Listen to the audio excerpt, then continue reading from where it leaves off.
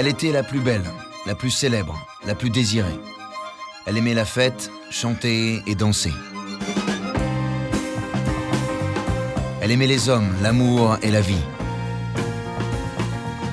Elle avait le monde à ses pieds. À 38 ans, à l'apogée de sa gloire et de sa beauté, elle abandonne pourtant un statut de star mondiale pour une religion dévorante, la défense des animaux. Je suis l'avocat des bêtes, des animaux. 1977, c'est sur la banquise canadienne que Bardot, la star, devient Sainte Brigitte, mère protectrice des animaux. En 50 ans, elle a construit une véritable machine de guerre à leur service. Pour la première fois, elle a accepté de revenir avec nous sur cette épopée méconnue, ambitieuse, douloureuse, mais passionnante. Ma vie, maintenant, elle appartient au sauvetage d'animaux. Elle ne m'appartient plus.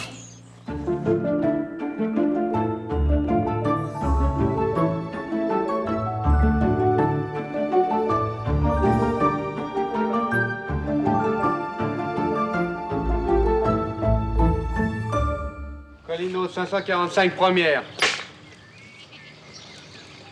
Parfait. Ces images sont historiques. C'est la dernière fois que Brigitte Bardot fait l'actrice. Cette chanson, de quoi parle-t-elle? Elle ne parle de rien. C'est un trobar clous. Un trobar clous? Une chanson close, obscure. Sur le tournage de Colino Trousse-Chemise, son 51e film, Brigitte Bardot a l'esprit ailleurs. Attention, moteur. Depuis un moment déjà, bébé vit un véritable dilemme. Le cinéma l'intéresse de moins en moins, alors que les animaux l'obsèdent de plus en plus. Un dilemme qui sera tranché le 6 juin 1973 à cause d'une étrange rencontre. On était en train de tourner une scène où j'étais habillé avec un hennin, machin, truc, le truc moyenâgeux. Et il y avait une dame qui faisait de la figuration avec une chèvre. Moi, évidemment, qu'est-ce que j'ai fait? Aller directement vers cette dame avec sa chèvre. Et je lui ai dit, elle est mignonne, votre chèvre et tout. Et elle me dit, dépêchez-vous de finir votre film, là, parce que dimanche, je fais un méchoui avec ma chèvre pour la communion de mon petit-fils ou je sais pas quoi. Oh, putain, là, j'ai cru que j'allais mourir. J'ai dit, vous allez la tuer? Bah, bien sûr, on va faire un méchoui. Oh, j'ai acheté la chèvre. J'ai quitté le plateau, je suis parti avec ma chèvre dans mon 5 étoiles, là. Je l'ai mise dans mon lit, avec la chienne et moi. Ça fait un bordel dans l'hôtel. Et je me suis vue dans une glace, et je me suis dit, mais qu'est-ce que je fous là, déguisée, ridicule, alors qu'une chèvre allait mourir dimanche pour faire un méchoui. Mais la vie de cette chèvre, elle est bien plus importante que n'importe quoi. Et là, j'ai pris conscience que une vie d'animal était plus importante que toutes ces singeries que j'étais en train de faire de ma vie. Et j'ai décidé de plus les faire. Je veux, moi, passer mon temps à m'occuper de la défense animale. Oui. Voilà. Voilà, Et je c'est crois tout. que j'aurai beaucoup de travail. C'est pour ça qu'il vaut mieux que je fasse plus de cinéma. C'est peut-être son dernier film que Brigitte Bardot est en train de tourner à Sarlat dans le Il faudra Périgord. donc s'y faire. Brigitte Bardot plante les caméras pour aller planter ses choux. Voilà, c'est fini. Quand, à l'issue de ce tournage, Brigitte Bardot abandonne le 7e art, son bilan est flamboyant. 51 films, dont une poignée de chefs-d'œuvre. Un répertoire musical promis à la postérité et une iconographie qui magnétisera encore longtemps les pages des magazines. Avec un tel palmarès, qui pouvait croire à une décision aussi radicale de sa part? Elle est sans doute la seule, en juin 1973, à savoir que ses adieux au cinéma sont irrévocables. Quand je prends une décision, je la prends en ayant mûrement réfléchi à ce que je fais. Je ne reviens jamais dessus. Jamais. Pourtant, à l'époque, dans la presse comme auprès du public, c'est le scepticisme qui l'emporte. Pourquoi cette blonde incandescente, devenue non pas une star parmi d'autres, mais la star internationale, claquerait-elle la porte du cinéma qui lui a tout donné? D'autant qu'il est si simple de la confondre avec ses rôles. L'héroïne d'une ravissante idiote ou de La femme et le pantin est-elle à même de prendre une décision réfléchie? C'est qu'on est à 1000 lieues d'imaginer le rejet violent et irréversible qu'elle éprouve depuis longtemps pour le cinéma. J'étais traitée comme une reine, mais ça ne correspondait pas à ce que j'avais en moi profondément, voilà. C'était du faux, des faux sentiments, des faux décors, des faux trucs, des faux mots qu'on dit aux autres. Bardot est en quête d'authenticité. Une authenticité qu'elle ne trouve qu'auprès des animaux. Entre elle et eux, c'est du sérieux. Une histoire d'amour de toujours qu'on ne voulait pas voir et dont elle ne s'est pourtant jamais cachée. D'ailleurs, toute sa carrière cinématographique pourrait être revue à l'aune de cette passion dévorante. Sur les tournages qu'elle trouve interminables, tout l'énerve. Je sais que ça fait un mal aux genoux, c'est terrible. Bon, on va y aller. Brigitte, ta position. Position. C'est pas confortable, hein. J'ai mal. Non, oublie là. Attention, moteur. Les animaux sont son échappatoire. Ses alliés, ses amis, son unique moyen de se connecter au monde réel dont son statut l'a irrémédiablement coupé. Quand ils ne sont pas naturellement présents sur les plateaux, Bardot s'arrange toujours pour les y inviter. Il y avait toujours des animaux. Et ça me stimulait, j'étais contente. Ils étaient là, je les caressais. Que ce soit un âne, un cheval, une vache, un chien, un chat, un canard.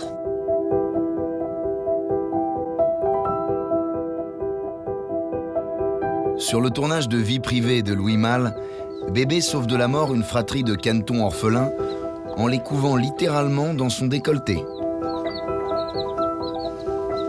J'en ai rendu plus d'une folle, hein, des habilleuses, les pauvres. Avec tous les animaux que je me trimballais. Aussitôt qu'elle le peut, Bardot fuit les plateaux de cinéma où elle s'ennuie à mourir pour investir les refuges de la SPA.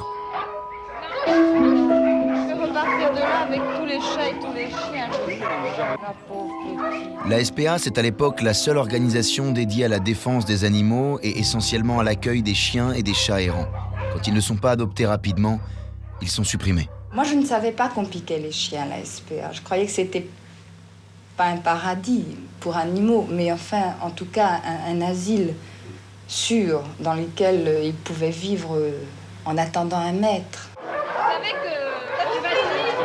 J'ai pris 10 chiens, 20 chats. Écoute, c'est pas vrai. C'est l'arche de Noé, voilà. Alors écoutez, ce qu'on va faire...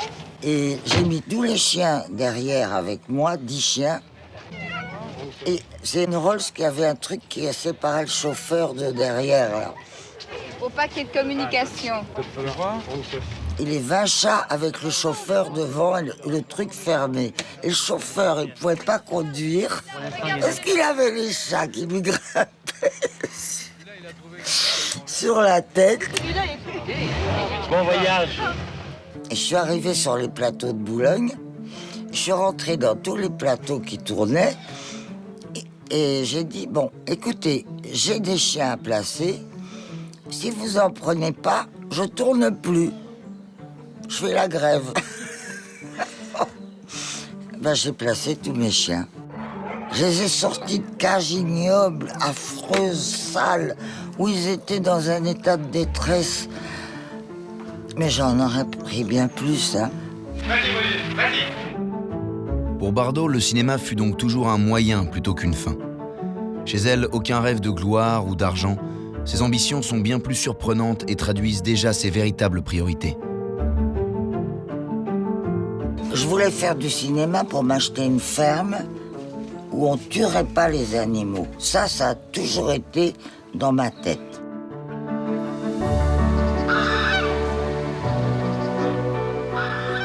Bazoches, maison de poupées acquise en 1959 dans une vallée cossue de la région parisienne, donnera une réalité à son rêve.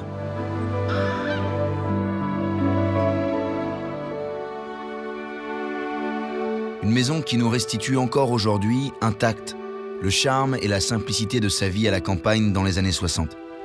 Très loin des paillettes de stars. Sa guitare trône dans le salon, tout près du piano sur lequel Serge Gainsbourg a composé pour elle quelques chefs-d'œuvre.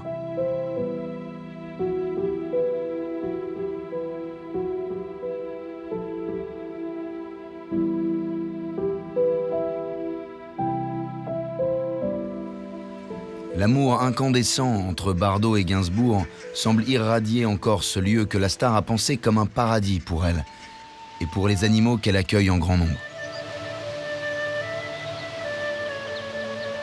Hop les enfants, venez. Une fée, des animaux, un décor bucolique.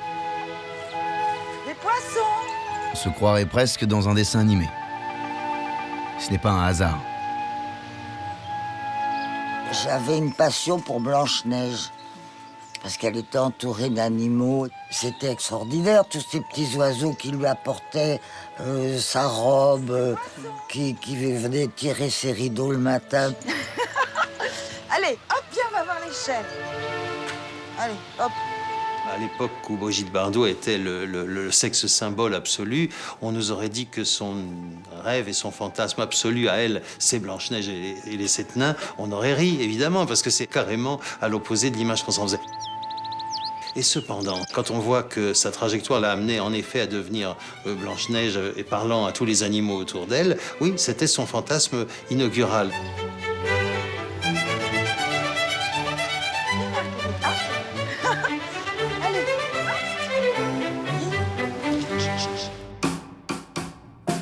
Brigitte Bardot se rêve donc en Blanche-Neige, cette icône asexuée de Disney, tout en incarnant pendant toute une partie de sa vie une femme libre, provocante, qui dévore la vie à pleines dents.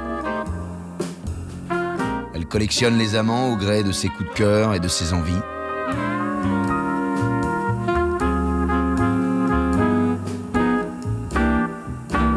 Brigitte Bardot, c'est une révolution sexuelle à elle toute seule bien avant mai 68. Et notre révolutionnaire est aussi libre dans ses actes que dans ses paroles. Quel était le jour le plus heureux de votre vie? Une nuit. Una noche.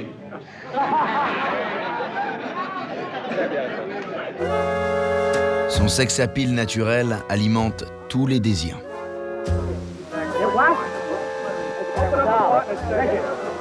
You are 30, but in some ways you are still 15. I'm 31. But in some ways you are still 15. What do you mean by that? And you?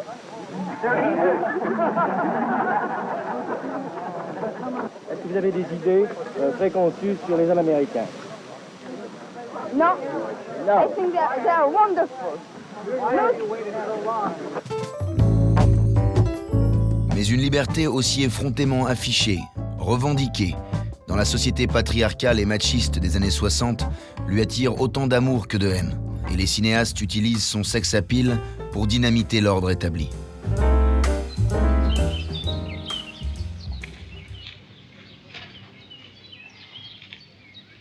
Vous avez des pieds de marquise. Monsieur Carradine, vous avez un culot du diable. Oh, ça va barder.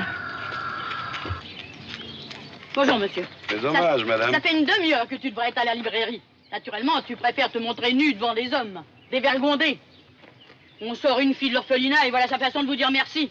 Et je travaille. Ah oui, d'une jolie manière.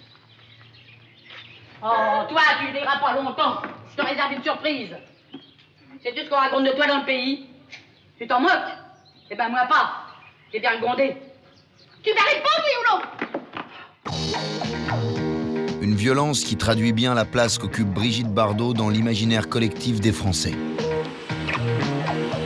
Son public vit comme une trahison la fin de sa carrière d'icône.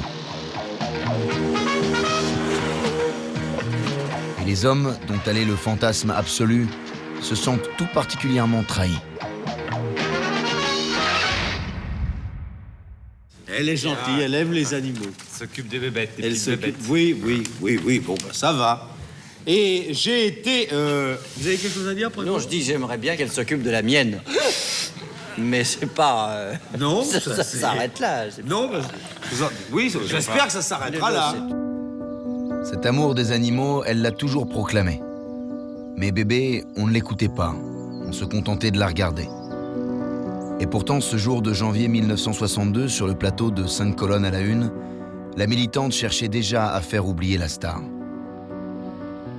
Les petits animaux, les veaux, les moutons et les chèvres, sont égorgés vivants. On leur coupe la gorge et le sang s'écoule, entraînant la mort. Vous dénoncez ce que vous croyez être un scandale, ce que vous pensez être un scandale, qui en est peut-être un. Je ne crois pas, je suis sûre que c'est un scandale. Et elle ne se contente pas de dénoncer, elle apporte des solutions. Il y a quelque chose qui existe en Angleterre et au Danemark, qui est un pistolet qui est muni d'un emporte-pièce avec une broche qui transperce la boîte crânienne qui donc met l'animal KO, si on peut dire, juste une sorte d'anesthésie. C'est la première fois que Bardot prend position avec une telle force sur le problème de la maltraitance animale. J'étais malade de trac en me disant, selon ce que je vais dire, comment je vais le dire et la façon dont ça va être interprété, je sauve ou je ne sauve pas des vies. Et ça, c'est terrible, c'est comme un avocat un peu. Notre ambition, notre vœu, notre but, c'est de faire passer un décret qui interdise la tuerie sans anesthésie ou sans assommement préalable. Des paroles aux actes. L'avocate Bardot, déjà activiste de la cause animale, n'ignore pas que sans un prolongement législatif, les revendications énoncées à la télévision resteront lettres mortes. Direction donc les hautes instances de l'État pour les faire valider. C'est Roger Frey, qui était ministre de l'Intérieur à l'époque, qui m'a reçu avec mes pistolets. Je lui apportais le prototype de pistolet d'abattage parce que ça n'existait pas à l'époque. Convaincu par l'exposé de la jeune actrice, Roger Frey fait passer en avril 1964 un décret spécifiant que les animaux devront être endormis avant d'être saignés. Victoire pour Bardot, et pas des moindres. Mais il lui en faudra beaucoup d'autres pour acquérir une crédibilité.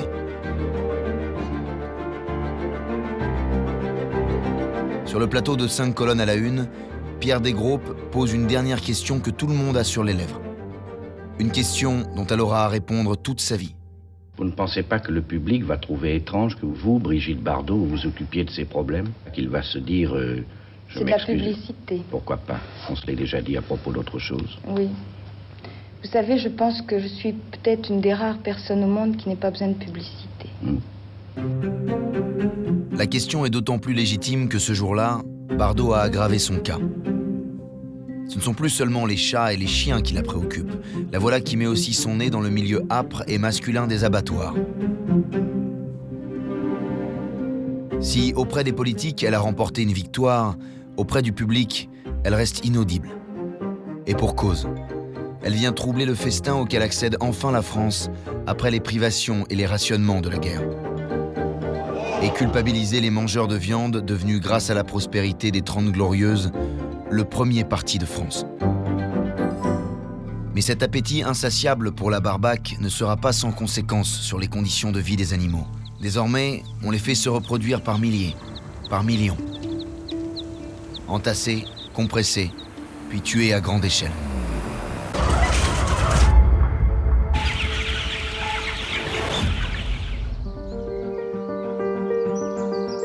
Longtemps, Bardot, végétarienne depuis les années 70, sera l'une des rares à dénoncer ces dérives. Bardot seule contre tous, et qui mesure, maintenant qu'elle est loin des plateaux de cinéma, le gouffre qui sépare le statut d'icône de celui de simple mortel.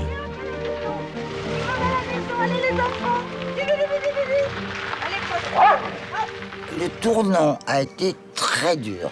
Je sortais d'un milieu où j'avais un chauffeur, une maquilleuse. J'avais une vie extrêmement simplifiée. Tout le monde était là, elle veut une cigarette, on lui apporte une cigarette, un verre de champagne. Puis tout d'un coup, je me suis retrouvé à aller ramasser les crottes des chiens à la SPA. J'avais un cœur, mais aucune expérience. Mais Brigitte dispose d'un atout considérable, sa célébrité. Il ne faut plus que les animaux soient les souffres-douleurs des hommes. Elle déploie sa verve sur tous les plateaux télévisés. La vivisection, ça c'est une horreur. On devrait au moins endormir les bêtes sur lesquelles on fait des expériences. De 1973 à 1977, elle devient la professionnelle de l'indignation tous azimuts. Une avocate un peu brouillonne, généreuse mais peu efficace. Je trouve ça horrible. Et un jour, je me suis dit, je vais structurer ça par quelque chose. Et j'ai voulu une fondation. Cette fondation, la Fondation Brigitte Bardot, va se battre.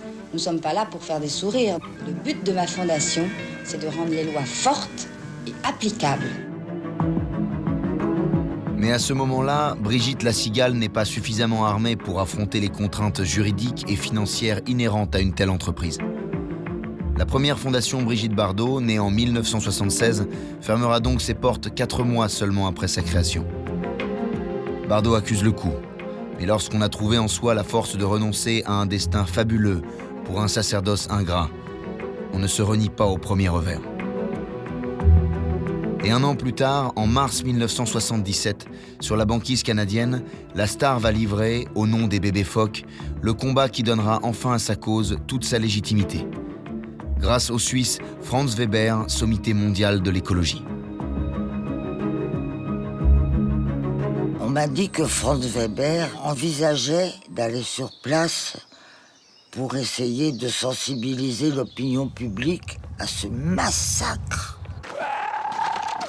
Au culot, je lui ai écrit, je lui ai dit « Est-ce que je peux vous aider dans cette mission que vous allez accomplir ?» J'ai donné de l'argent pour ça, parce que ça coûte cher. Et je suis partie à l'aventure là-bas. Mais vraiment à l'aventure.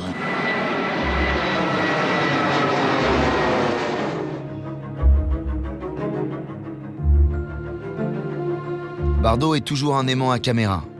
Sa présence attire les projecteurs du monde entier qui saisissent quasiment en direct le massacre industriel de bébés phoques à peine sortis du ventre de leur mère. 300 000 chaque année, dont le sang répandu sur la neige marquera les esprits et dérangera les consciences. Je pense que c'est dégueulasse, parce que ces animaux ont 2 mois, qui ne peuvent pas bouger, qui ne savent pas nager, qui ne peuvent pas marcher, et qu'on les dépaisse vivants. Et moi, vraiment, je suis partie en guerre contre ça et j'irai jusqu'au bout. Alors là, les bébés phoques... terrible.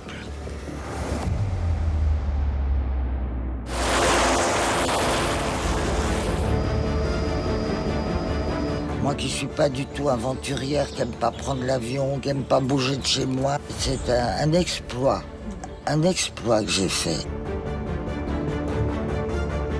Et là-bas, on a été vraiment boycottés. On pouvait pas y aller sur la banquise, on nous refusait. On nous refusait les hélicoptères, on nous refusait tout. Mais Bardot contourne les interdits, brave les obstacles et atterrit enfin sur la banquise au milieu d'un parterre de journalistes qui l'accueillent dans une ambiance effervescente. J'aurais voulu faire mon premier voyage au Canada dans des conditions différentes.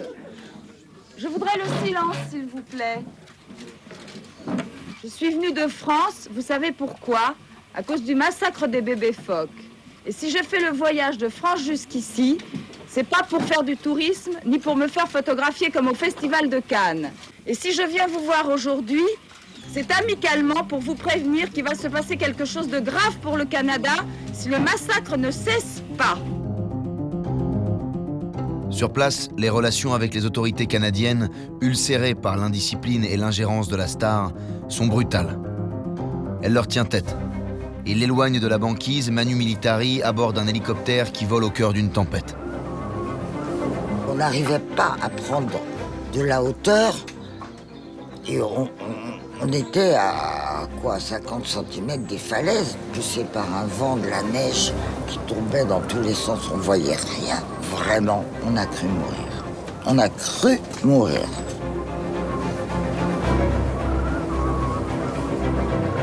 Malgré le danger, elle ose un nouveau coup d'éclat. Elle fait atterrir l'hélicoptère en plein territoire de chasse. pour une confrontation d'anthologie avec des chasseurs. Did you mind to change your job? Do you like the job you are doing? Yeah. You like to kill baby seals? No, not. So, it's not a pleasure, I think, for you to kill baby seals. We propose you, and it's very, very, very serious, to make here a factory, a big factory, a fantastic, modern, and everything, the best, to make synthetic furs. You heard about me, you know who I am, no? Maybe, I don't know, but, bon. I have my name very well known in all the world, and I give you my name to sell, to sell the merchandise in all the Canada with my name, and the money will be not for me, but for you. C'est à l'issue de cet échange surréaliste que Brigitte Bardot va faire l'une des plus importantes rencontres de sa vie. Voilà ce que c'est qu'un bébé phoque, et voilà ce qu'on tue, par centaines de milliers pour la fourrure. On les aura, va. J'ai ressenti une émotion, un amour pour cet animal, pour la maman qu'il cherchait, qui était un peu plus loin. Regarde la mère qui sort, là, vite, là.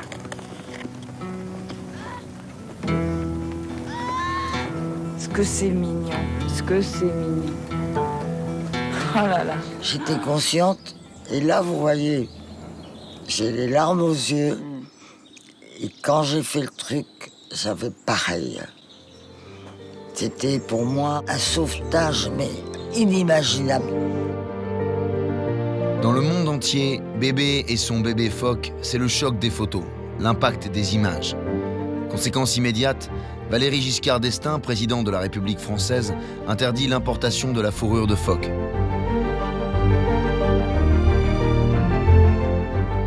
Nouvelle victoire pour la Pasionaria qui, malgré le succès spectaculaire de son expédition canadienne, fait un retour désenchanté et même douloureux sur le sol français. J'ai remué l'opinion publique canadienne. Je suis un peu fatiguée, excusez-moi. J'ai remué l'opinion publique canadienne et même dans le pays le plus hostile, celui que j'allais attaquer, j'ai des alliés. Et je rentre en France épuisée en me disant, enfin, ici, je suis soutenue, j'espère, par tout le monde. Je sais que le public me soutient, mais enfin, je comprends pas que la presse française adopte une telle attitude à mon égard. Je trouve ça injuste. Décidément, Bardot n'aura jamais été prophète en son pays.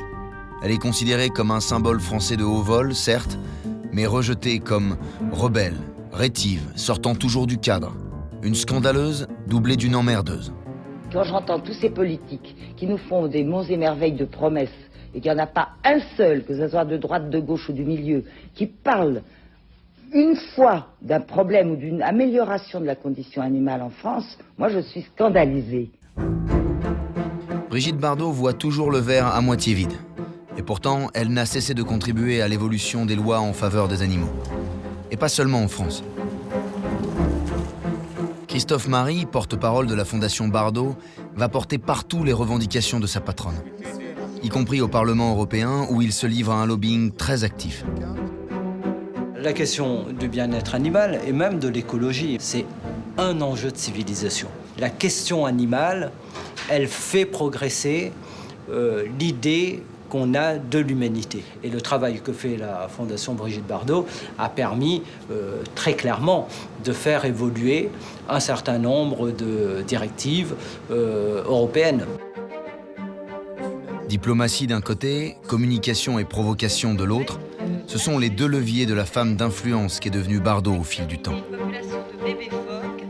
Mais avant d'arriver à ce savoir-faire politique, Bébé a dû professionnaliser son action et créer l'outil indispensable à son combat. Ce sera la Fondation Brigitte Bardot deuxième version, créée en 1987, qui évitera cette fois les écueils rencontrés 10 ans auparavant. C'est Charles Pasqua qui m'a aidé, parce que j'y comprenais que dalle. Je suis allée carrément voir le ministre. Et c'est lui qui m'a dit, Brigitte, il vous faut un capital de 3 millions de francs à l'époque pour mettre en fonds de votre fondation. Et là, j'ai commencé à vraiment comprendre, c'est pas le tout d'avoir un cœur. Il fallait se plier aux obligations administratives. Et je l'ai fait. 3 millions de francs. Pour réunir cette somme dont elle est loin de disposer, elle va commencer modestement. Trop modestement, peut-être. À Saint-Tropez, devant les badauds éberlués, elle déballe sur le marché de la place des Lys une partie du contenu de la madrague. Je me levais à 5h30 du matin, et j'allais préparer mon petit stand joli. Ils achetaient. Ils achetaient. J'ai vendu tous mes bracelets mexicains, mes chapeaux, mes colliers, mes jupons, et tout ce que vous voulez. Alors le soir, je dédicaçais des photos et je les vendais. Ils étaient contents. Mais jouer à la marchande 2 fois par semaine ne l'amènera pas loin. Bébé le découvre assez vite. Elle est mûre pour se dépouiller encore plus de ce qu'elle possède. Et ça tombe bien, son célèbre appartement parisien de l'avenue Paul Doumer recèle d'inestimables trésors. J'ai contacté Tajan, qui est un fantastique commissaire-priseur. Il est venu chez moi et on a fait un tri. Il m'a dit ça, alors des choses auxquelles je tenais, évidemment les plus belles. Hein.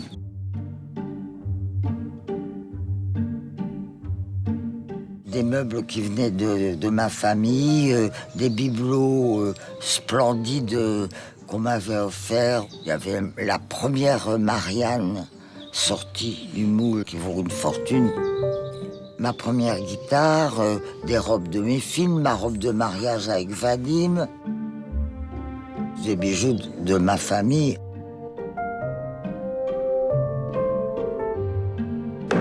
Adjugé 10 000 en haut. 116 lots, 1000 personnes présentes et 14 chaînes de télévision venues du monde entier pour couvrir cet événement qui se déroule le 17 juin 1987.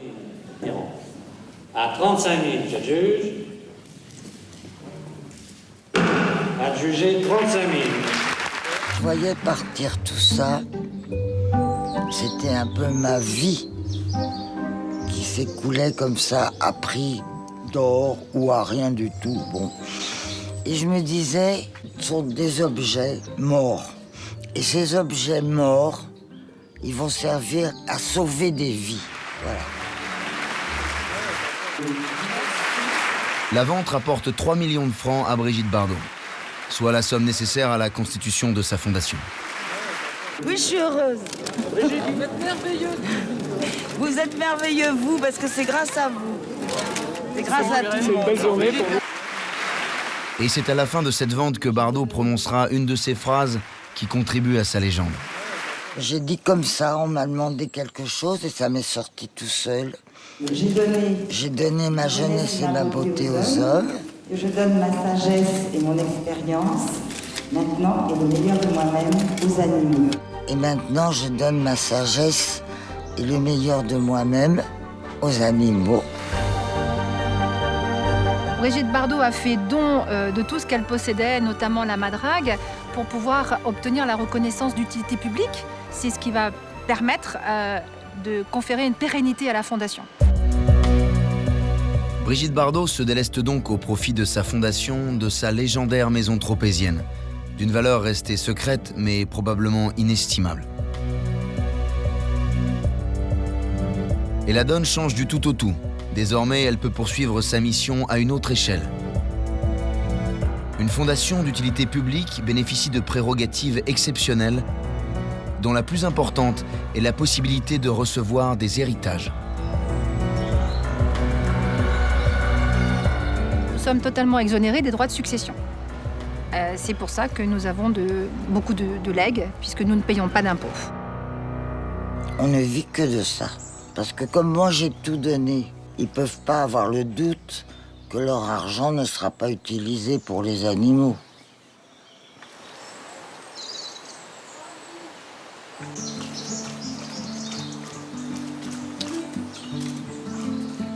Les sacrifices de Bardot ont payé. Ces années de combat dans l'indifférence générale, où les moqueries cruelles n'auront pas été vaines. Son acharnement a permis à sa fondation de devenir une véritable machine de guerre. 15 millions d'euros de budget annuel, financé à 80% par les legs. 110 salariés permanents. Ouais, c'est beaucoup mieux. Hein. Ouais, c'est beaucoup mieux. Une action qui s'étend à 70 pays. Des centres de sauvegarde de la faune sauvage sur les 5 continents.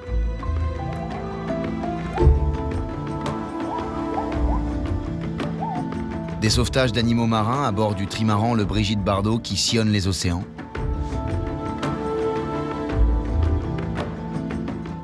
Des hôpitaux animaliers en Asie et en Afrique, où l'on greffe même des prothèses à des éléphants victimes des braconniers.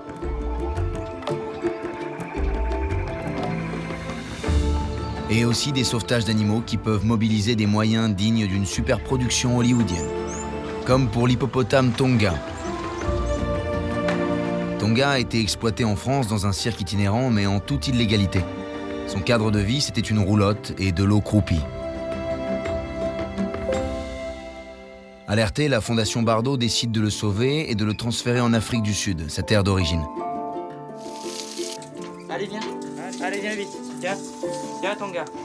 Tonga. Allez, viens. Eh oui. Allez, viens, mon grand. Mais transporter un pachyderme de 2 tonnes à l'autre bout du globe, c'est un pari fou. Camion, avion, cargo et enfin transfert jusque dans son nouveau lieu de vie africain. Quand BBM, elle ne compte pas. 40 000 € rien que pour l'acheminement de Tonga. Et une happy end, il coule aujourd'hui des jours heureux dans son milieu naturel.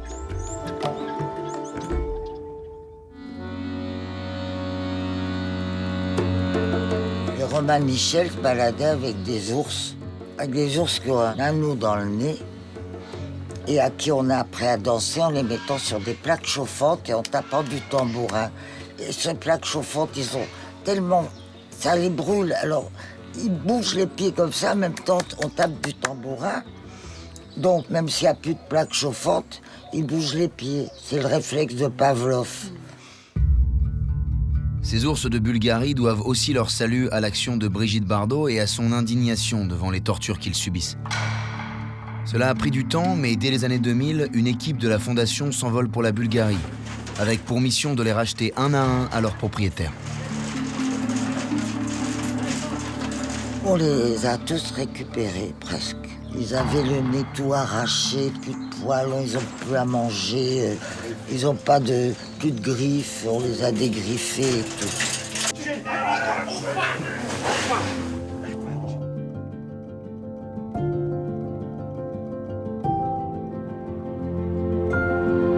« 24 ours récupérés puis libérés dans un immense parc de 11 000 mètres carrés cofinancé par la Fondation. Au début, ils ne bougeaient pas. Ils étaient prostrés.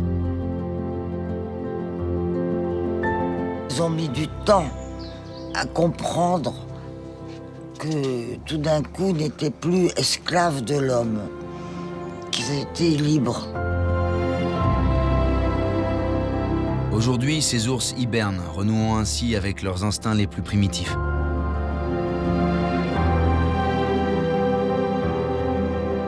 Mais Brigitte Bardot ne s'en est pas tenue là.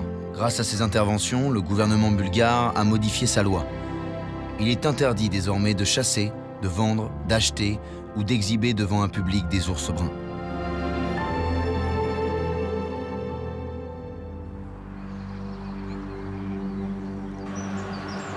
En France également, de nombreux sauvetages sont à mettre au crédit de la Fondation Brigitte Bardot, et souvent à la demande des services vétérinaires de l'État, comme lorsqu'il a fallu arracher 100 bovins maltraités à un éleveur francilien. Cette opération commando a nécessité 10 employés de la Fondation, 4 semi-remorques, un bataillon de gendarmes, les services vétérinaires de l'État et beaucoup de sang-froid. On y va. C'est très stressant de se dire, bon, qu'est-ce qu'on va trouver? Est-ce qu'on va trouver des cadavres? Est-ce qu'on va trouver des animaux très affaiblis? On est face aussi à une détresse souvent humaine, parce qu'on va enlever les animaux d'une personne dont c'est le gagne-pain. Évidemment, je ne vais pas me laisser faire. Je vais pas me laisser faire. Vous m'enlevez ma raison d'être. Vous m'enlevez mon troupeau, vous m'enlevez mes vaches. Mais la Fondation Bardot agit sur ordre de l'État. L'éleveur se doit d'obtempérer. Les bovins seront conduits dans la nuit en Normandie chez l'un des agriculteurs partenaires de la Fondation Bardot.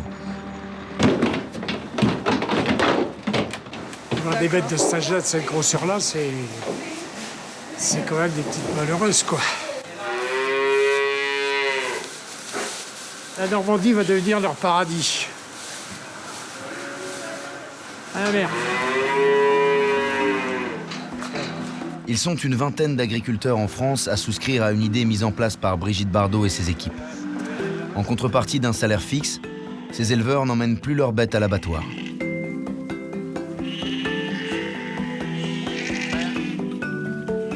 On s'est dit, on va demander à des agriculteurs qui sont en étape de semi-faillite, s'ils veulent pas s'occuper des animaux qu'on recueille, qu'on sort de l'abattoir, qu'on sauve, qu'on leur paye une pension pour ces animaux, ils ne font plus de commerce avec de l'élevage, etc.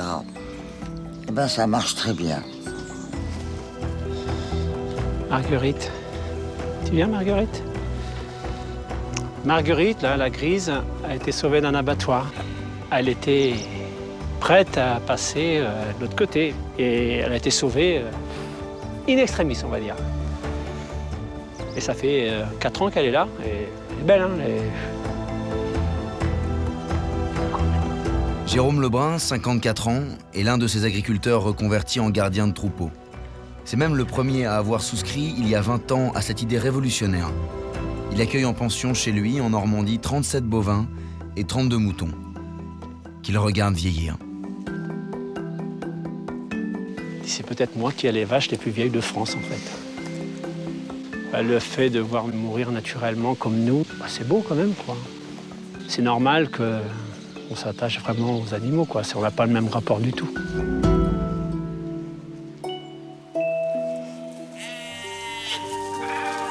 Des agriculteurs reconvertis. Une piste pour l'avenir dans une société qui aspire à consommer moins de viande. Car les refuges créés par Brigitte Bardot, 31 hectares au total, sont désormais tous saturés. Bazoches, son ancienne maison dans les Yvelines, Montpont près de Bordeaux et Lamar-aux-Oux en Normandie.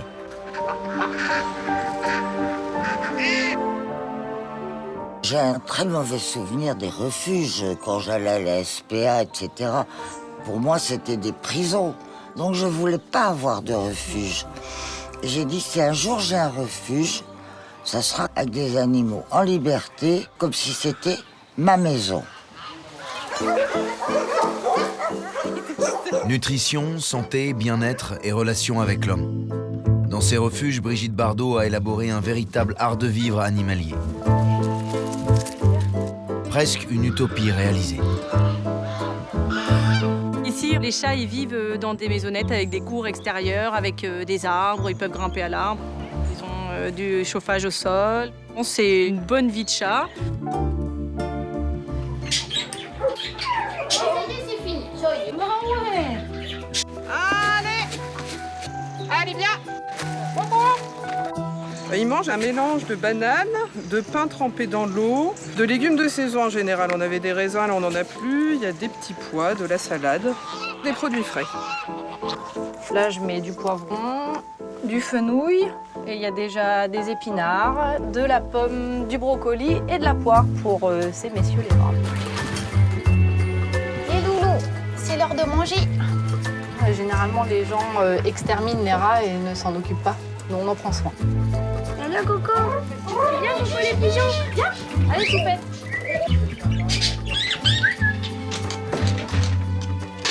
Nous, l'équipe chien, on prépare environ 200 gamelles. Chaque chien a sa ration, en fait. Et on fait des réunions de temps en temps pour revoir le dosage, si le chien a plutôt maigri, grossi.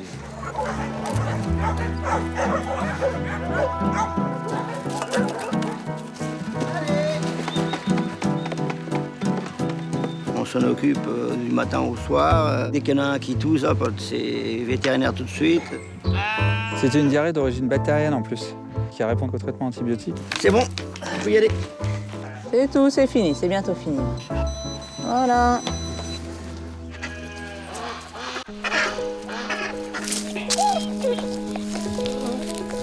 Que ce soit avec une poule, un chat, un chien, un rat, on sent l'amour qu'ils ont, on sent leur apaisement, on sent leur détresse, on sent quand ils sont stressés. On ne peut pas l'expliquer. Il y a des connexions. C'est la communication interespèce. Ça passe. Et on le sent énormément, oui. La communication interespèce. Une évidence pour Brigitte Bardot depuis toujours.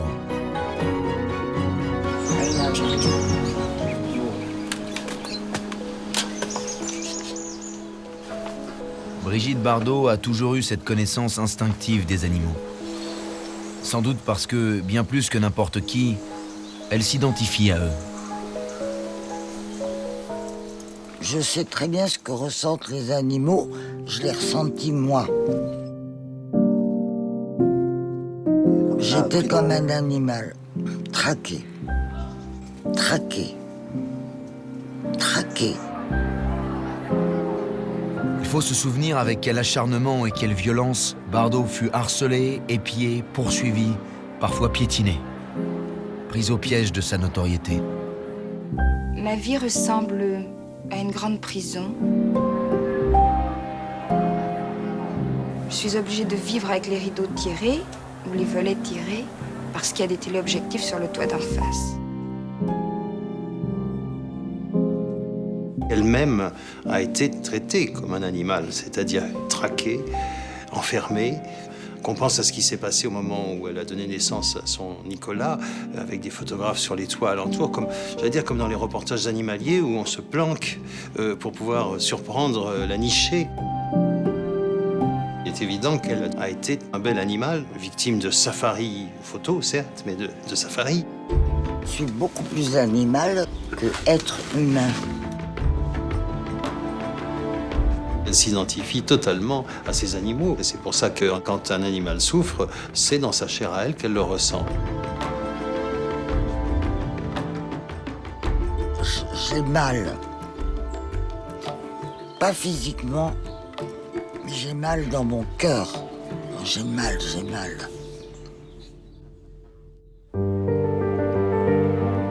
Elle incarne l'amour des bêtes. C'est-à-dire que la question animale, c'est pas seulement quelque chose qui est lié à l'argumentation, à la science.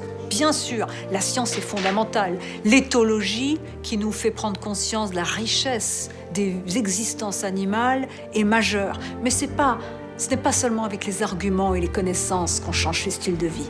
Il faut aussi des émotions. Brigitte Bardot a joué un grand rôle. C'est un phare. C'était un phare, tout le monde savait qui c'était. Donc ce phare a été un porte-parole et elle a mis en lumière un problème que les scientifiques précisent. L'éthologie sans phare restait dans les laboratoires. Et en associant les deux, on a métamorphosé la condition animale. Allez, hop! La rencontre de l'émotion et de l'élaboration scientifique, ce serait donc la recette qui a donné une ampleur nouvelle à la cause animale. Bébé fut sûrement la lanceuse d'alerte la plus tenace, la plus constante et la plus impliquée. Et aujourd'hui, ce combat qui lui est si cher infuse enfin toute la société. Stop au cauchemar! Stop au cauchemar! Pour les poules! Pour les veaux! Il y a une prise de conscience du public, mais forte. Et que dalle de la part des gouvernements, de celui-là, de celui d'avant, de celui d'encore avant, etc. Stop au cauchemar! Pour les poules! Les jeunes, les petits.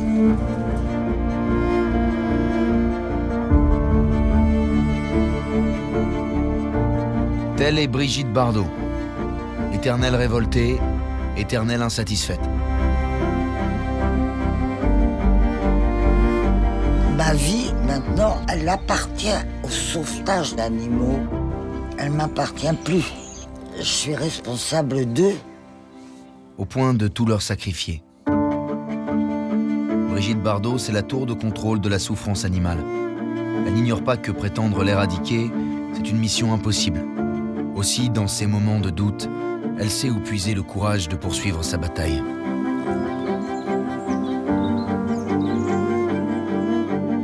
C'est un endroit magique. C'est très rare. Avec le silence, la beauté de la mer, qui est très importante. Et puis cette petite chapelle minuscule où on prend quand même une espèce de sérénité mystique.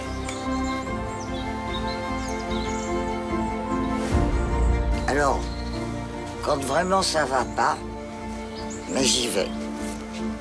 Et souvent je m'engueule avec la petite vierge, parce que quelquefois ça va pas fort, hein. Mais ça s'arrange toujours. Le mythe dont elle fait toujours l'objet, elle le balaie d'un revers de la main. Son passé glamour, elle l'occulte. L'émancipation des femmes dont elle fut le porte-drapeau, elle l'a presque oublié.